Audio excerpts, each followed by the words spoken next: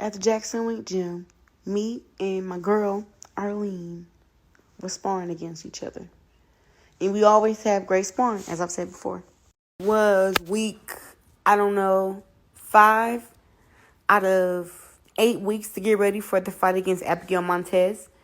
And I experienced a headbutt September 20th, which was like 3 weeks till the fight was supposed to come.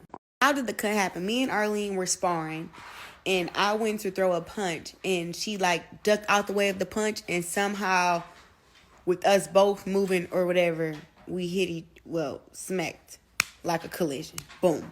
The headbutt was so hard it made me dizzy, and I just remember looking at the blood come down my face, and Arlene snatched off her gloves, held the blood on my head, and they ran and got tissue and stuff, and Arlene just kept saying like, "Oh my God, Claressa, I'm so..." Story continues. Nigeria was there, thank God. She drives me to the hospital. We sat there for about 35 minutes, 40 minutes. I got back there. They stitched me up, billed me $300 freaking dollars, and that was it. And the thing that I find crazy about it is that the next day I got up, and it's like I'm 3.5 weeks out from the fight. I got up, I go and run 4 miles. Like, just ran 4 miles with this freaking cut down my face, these stitches. And when I got done running, I was about to do my push-ups and my crunches. And I got in push-up position to do push-ups. And I felt so much pressure on the front of my head.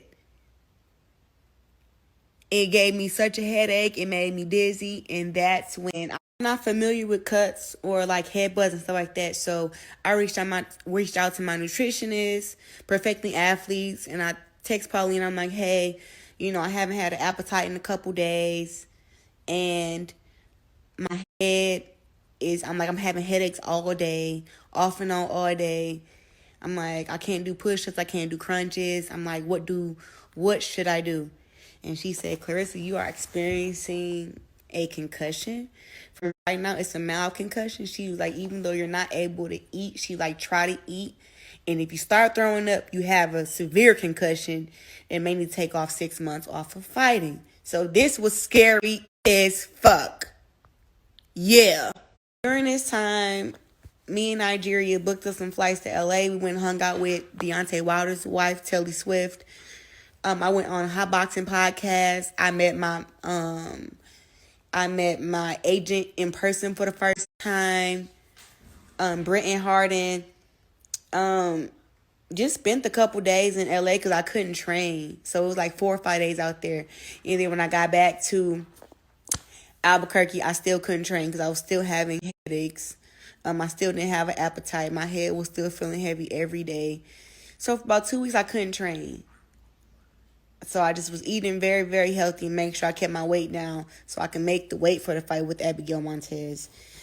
And just keeping everybody in the loop on how I was feeling day to day. And then one day I woke up, got the stitches taken out, and I was able to train again, and I wasn't having those headaches.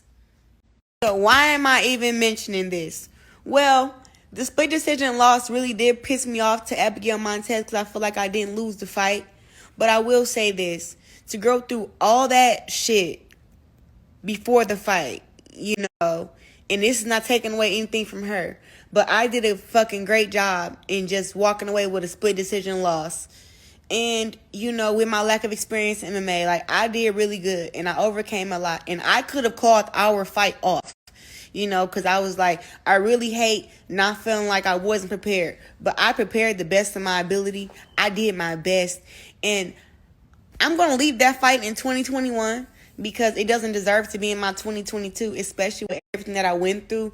And I could have been a pussy and called the fight off and just said, like, no, I don't want to fight. I had this big-ass gash in the middle of my head. It's 8 stitches.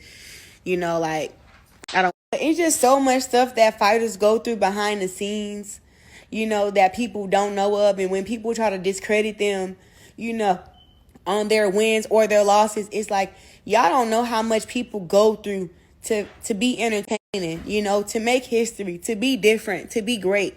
Like, we go through a lot of stuff. And this is my first time ever going through having to deal with the damn concussion, deal with 8 stitches, deal with the headaches and stuff that I was having. But at the end of the day, when Abigail won the fight, split decision, when she won, I didn't go public and was like, oh, look at all these, look, just 2 weeks before the fight, I had this big ass cut on my head. Like, I didn't do that. I let her live in her victory. And I just think that, it takes a lot of heart to do that and just know, like, look, I'm happy for her, but I just know that, I needed